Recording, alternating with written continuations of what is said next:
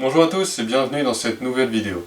Aujourd'hui on va voir si le Dieu dans l'Ancien Testament et dans le Nouveau Testament sont les mêmes ou pas.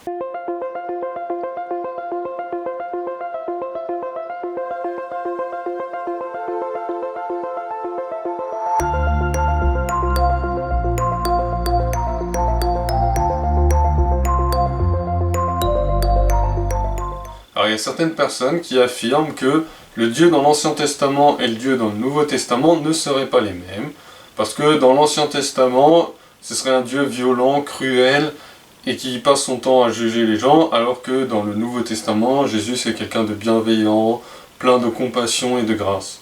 Sauf que les gens qui disent ça, ils n'ont jamais réellement lu la Bible. Parce que si vous la lisez réellement, vous vous rendez compte que dans le Nouveau Testament, on parle aussi de la compassion de Dieu, et que dans le Nouveau Testament, on parle du jugement que Dieu va apporter sur ce monde. Alors je vais commencer par la compassion de Dieu dans l'Ancien Testament. Donc je vais donner plusieurs passages dans l'Ancien Testament qui font référence à la compassion, au pardon et la bonté de Dieu dans l'Ancien Testament. Alors bien sûr, cette liste n'est pas exhaustive et on pourrait rajouter bien d'autres versets à cette liste. Alors je vais commencer avec Ésaïe 55 verset 7 où il dit que le méchant renonce à ses mauvaises voies et l'homme injuste à ses pensées, qu'il retourne à l'Éternel, il aura compassion de lui, qu'il retourne à notre Dieu, car il pardonne abondamment. Ensuite, vous avez dans 2 Chroniques, chapitre 7, verset 14, où il est dit « Si mon peuple, celui auquel mon nom est attaché, s'humilie, prie et me cherche, et qu'il renonce à ses mauvaises voies, je l'écouterai du haut des cieux, je lui pardonnerai son péché, et je guérirai son pays. » Puis vous avez dans Jérémie 31, verset 34, où il est dit « En effet, je pardonnerai leurs fautes, et je ne me souviendrai plus de leurs péchés. » Puis vous avez dans Daniel 9, verset 9, où il est dit « Le Seigneur notre Dieu est rempli de compassion et de pardon. » Ensuite, il y a le passage de Lamentation 3, versets 22 à 23, qui dit « Que les bontés de l'Éternel ne sont pas épuisées, ses compassions ne prennent pas fin, elles se renouvellent chaque matin, que ta fidélité est grande. » Et pour finir, il y a Ésaïe 61, versets 1 et 2, où il est dit « L'Esprit du Seigneur de l'Éternel est sur moi, parce que l'Éternel m'a consacré par onction pour annoncer de bonnes nouvelles aux pauvres. Il m'a envoyé guérir ceux qui ont le cœur brisé, pour proclamer aux déportés la liberté et aux prisonniers la délivrance, pour proclamer une année de grâce de l'Éternel. » Sachant que ces paroles, Jésus les a lues dans Luc 4, verset 16, en disant que lui-même les accomplissait. Alors, ce qui nous permet de faire la transition avec le Nouveau Testament. On va voir des passages qui nous parlent de jugement dans le Nouveau Testament. Alors pour commencer, il y a plus ou moins le livre de l'Apocalypse qui nous parle de jugement de tous les fléaux que Dieu va envoyer pour juger le monde. Et qui se finit par le jugement dernier où chaque personne sera jugée en fonction de ce qu'elle aura fait. Mais ça ne s'arrête pas là. Il y a le passage dans 1 Pierre 4, verset 5 par exemple, qui dit qu'ils rendront des comptes à celui qui est prêt à juger les vivants et les morts. Ensuite, vous avez la parabole du bon grain et de l'ivraie, qui est racontée dans Matthieu 13, versets 24 à 30, et dans les versets 36 à 43, vous avez Jésus qui donne l'explication de cette parabole. Et donc, dans cette parabole, il y a un homme qui a un champ et qui va planter une bonne semence, mais pendant la nuit, son adversaire va venir et va planter de l'ivraie.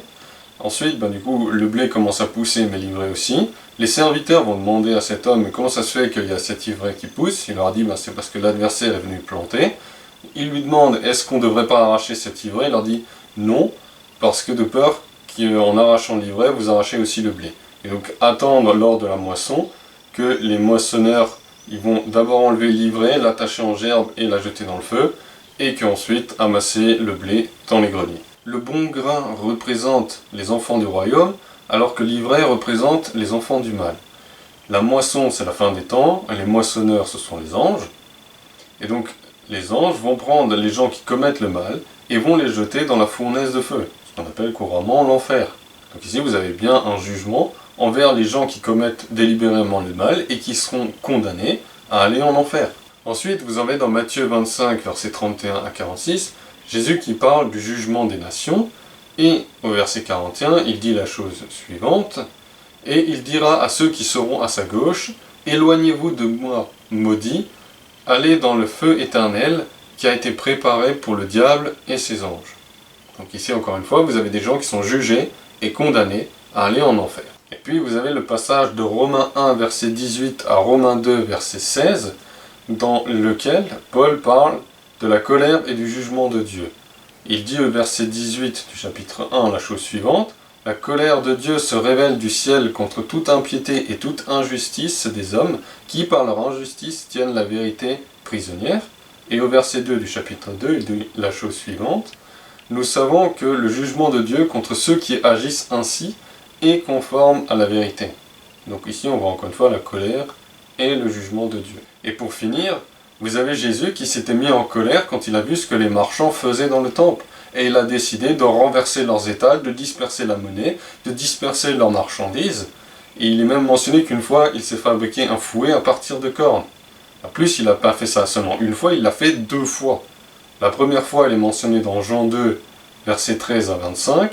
Et la seconde fois est mentionnée dans les 3 autres évangiles, à savoir dans Matthieu 21, versets 12 à 17, dans Marc 11, versets 12 à 19, et dans Luc 19, versets 45 à 48. Et donc au final, il n'y a pas de différence entre le Dieu de l'Ancien Testament et celui du Nouveau Testament. Dans les 2 testaments, on fait référence à la bonté et à la compassion de Dieu, et à sa colère et à son jugement. Au final, ce qui change, ce n'est pas Dieu, mais notre position.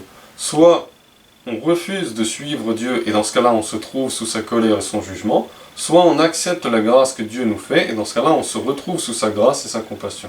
Voilà, c'est tout pour aujourd'hui, j'espère que cette vidéo vous a plu. Si c'est le cas, n'hésitez pas à laisser un pouce bleu, et si vous avez des remarques ou des questions, n'hésitez pas à les laisser dans les commentaires sous la vidéo.